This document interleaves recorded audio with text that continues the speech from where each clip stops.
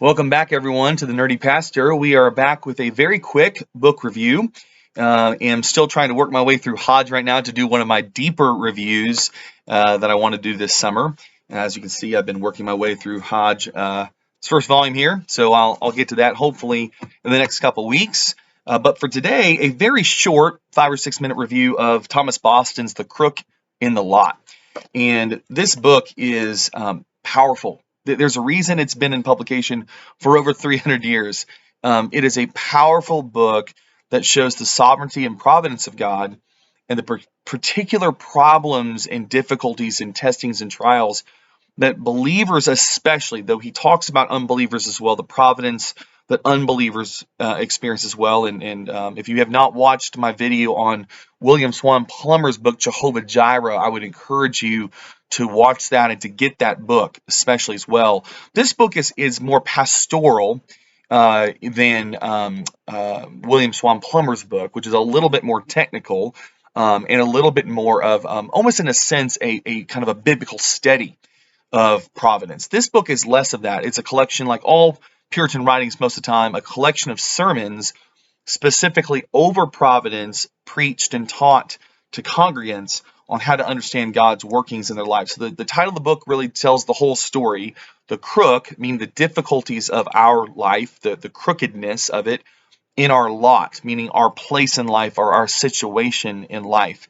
And there's a couple kind of quotes that I'm going to paraphrase for you that are just profoundly helpful for you to discover kind of how he exposits this in the book. But one is the crooks for us are straight for God. This is a powerful one because it talks about how the crooks in our lot, how crooked and challenging they are in God's decree and his sovereign plan are in fact straight.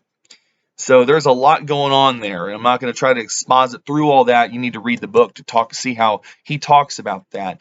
But that's one of his great points in this book, and he really goes through that very pastorally for us. The second one is that all the crooks in the lot of a person, and both believers and unbelievers have crooks. Okay, he talks a lot about the difference of this in the way they receive those crooks. And for him, it's kind of a key mark of who is a believer and who is not. And I'll talk about that in a second. But he talks a lot about how they're always trying to aim for greater submissiveness, greater humility in the believer's life.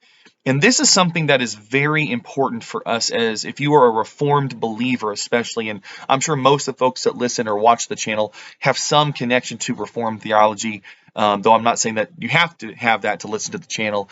Feel free to be curious and listen and to wonder and question and think through maybe some of the claims that are made through the videos.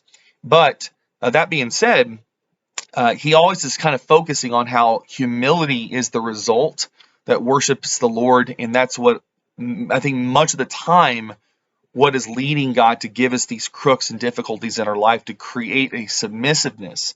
The sovereignty, as he says in one section, should elicit submissiveness. And we think of that word today, and in a world that is really fastened around the Enlightenment and now kind of a post-modernity, it's all about the self, and it's all about the feelings. And it's about how the self identifies with the feelings from self, not from logic, not from scripture, or a combination of those things, but essentially from the person's personal feelings and how that should lead their identity and how it should lead their heart and their life. And what a shipwreck, right? To try to lead life that way. But that's the world's message, essentially, in many manifestations right now. Let your feelings lead everything, and your life should be led by you and only you.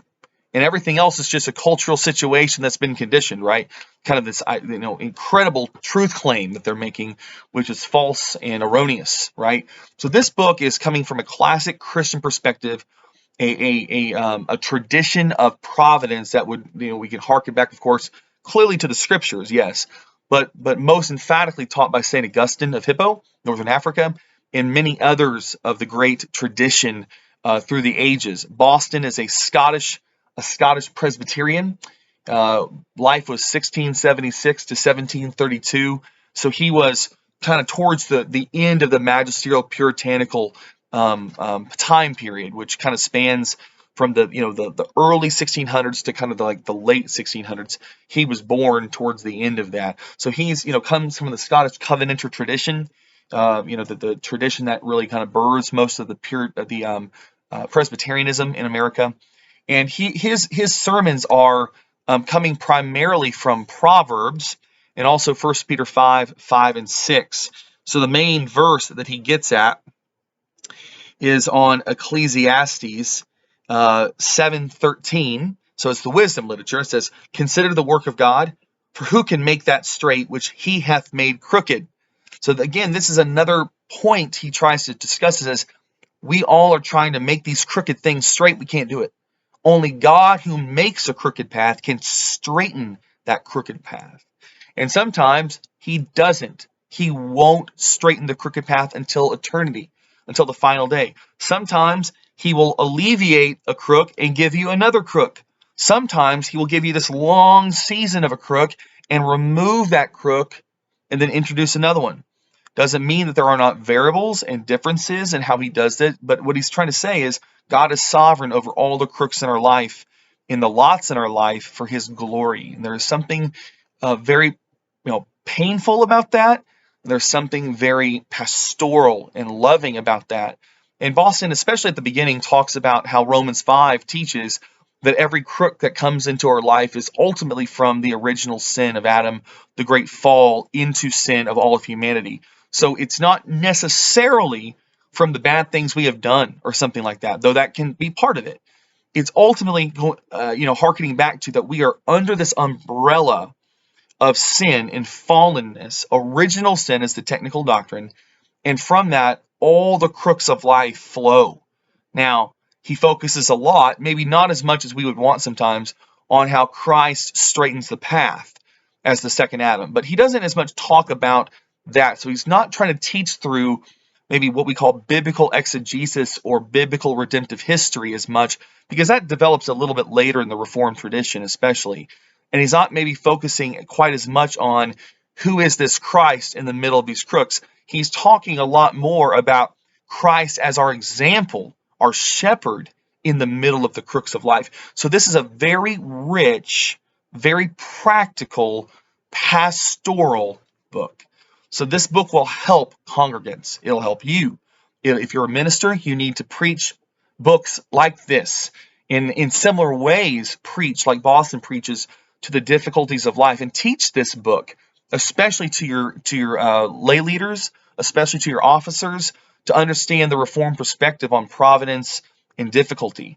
And so the Crook in the Lot is really, I think, one of the classics, and this is why it's one of the original kind of Banner of Truth paperbacks, the first, I can't remember, 10 or 15 that they've produced. Maybe I'm off on that, but this is a classic. There's a reason these books have been produced for so long. So I would encourage you to get this, and more importantly, I would encourage you to read this, meditate and pray about the crooks in your life, how God has given those to you, and how he is working them out. Maybe on this side of heaven, he's not going to work it all out, but he will finally work it out on the day of visitation, the revealing of Jesus Christ, the very Lord of history, who will show that all of our crooks were in fact straight in God's time, in God's view.